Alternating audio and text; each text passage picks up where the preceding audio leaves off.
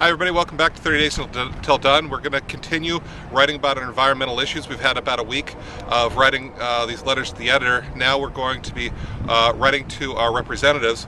The problem with representatives, it's very easy for them to be smug. It's very easy for them to be dismissive, especially when they are there are other representatives. Now there's other things you can do like call, and I think that's in some ways more effective. However, we're going to be focusing on writing here, and maybe we'll also be calling. The first thing is to find who your representative is. Look at the link down below. There's a link to find your representative.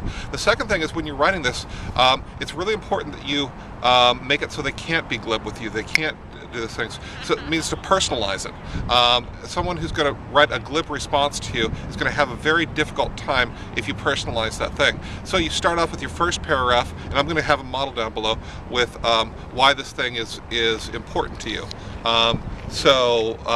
You know, what is a personal story, what is a personal anecdote, especially if it's in some way has affected you tremendously. Now for me, how is the national parks and the national how they changed me? Well, that's been everything for me since childhood. I more or less grew up in these national parks, in Sequoia and Kings Canyon.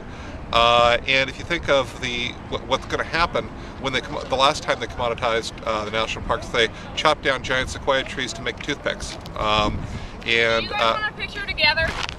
No, Thanks for no, filming. Thank you. And that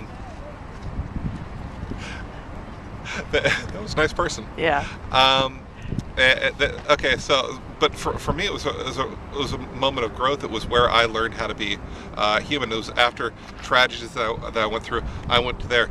The more specific I can be with the tragedy, the more specific I can be about the growth, the better this is going to be. And I'll put some examples just from my own life down below.